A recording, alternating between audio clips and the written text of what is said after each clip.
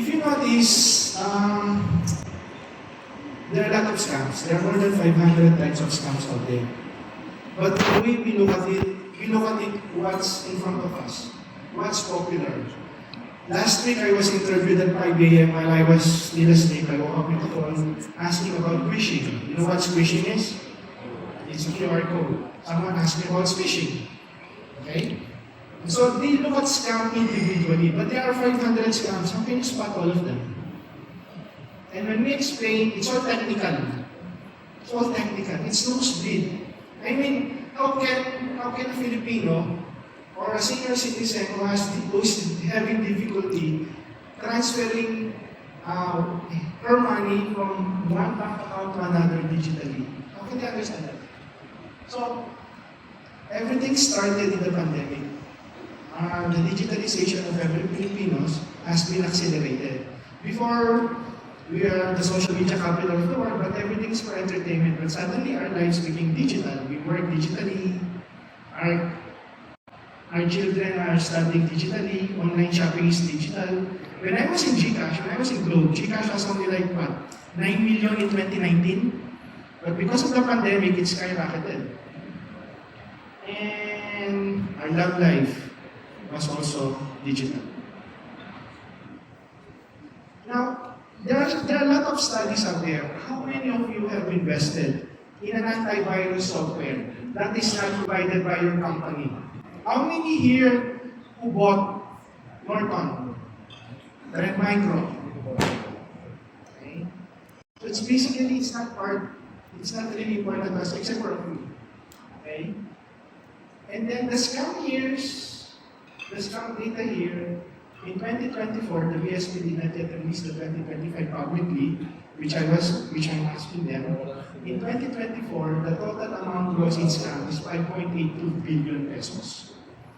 I was talking to the problem with the state of scam in the Philippines, as I told Yusek Paraiso, is that we don't have data because no one is calling 1326. There are 40,000, but that's small. Because Globe is blocking like what? Millions of text scams.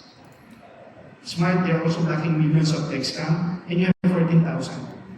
Plus the data, I think PNKCG has similar number. No one is reporting. No one. But we discovered that the scam data, when a person gets scammed, they will not call the hotline. They will not call PNKCG. The first institution that they will call is the bank because they want their money. And apparently, BSP is mandating the banks to report all this. So we have the value in 2024.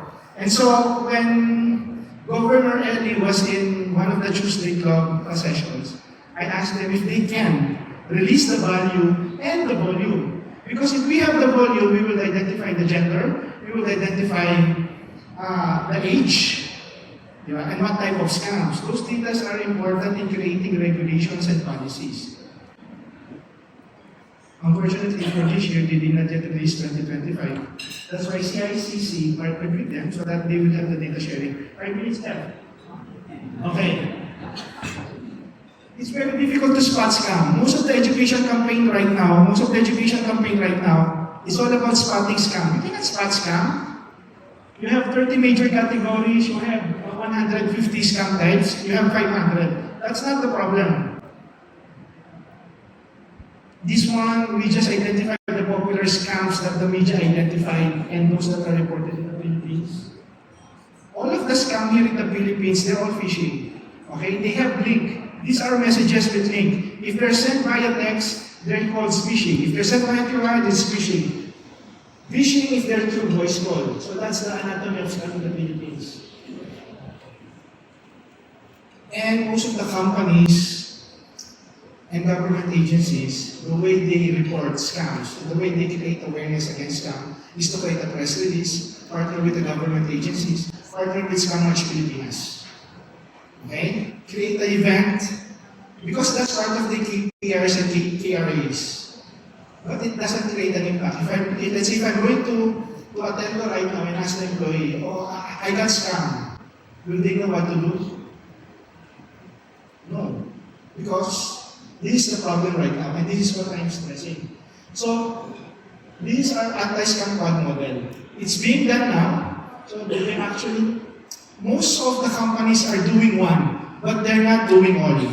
The first one is behavioral change. So we have 4 behaviors. The magdamot. 4 lang po ito. Magdamot. Because what they steal from us is basically the personal information. That's why don't share personal information. Magduda. If you see an iPhone 17 Pro Max being sold at 10,000 pesos, in 30 minutes, it will expire. Magduda ka na. Because that's 90,000. If you sell your kidney, that's only 60,000. Kulang ka pa. Maglulong ka pa sa BPI. And then yung pinaka-importante, pagsumbong sa 1326. So 1326 is the National Anti-Scam Hotline. We have a National Anti-Scam Hotline. How many of you knows that we have a National Anti-Scam Hotline? That's why we fail. Because we keep on communicating 1326 since 2023 and only 40,000 called. Mas marami pa sa BPI, di ba? So, then we have educate. We have the communities. We're partnering with CBCP, we're partnering with the LGUs, we have the Boy Scout of the Philippines, and then we collaborate with government agencies and brands. And empower, the most important aspect in an awareness campaign is that you give the people tools to protect themselves. Okay? So this is going to be fast. These are the 4 behaviors. Please take photos. I want you to teach this when you get home. This is self-explanatory, right? You can teach this in 5 minutes.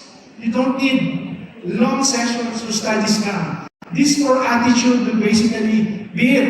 Self-explanatory. It's like, don't talk to strangers.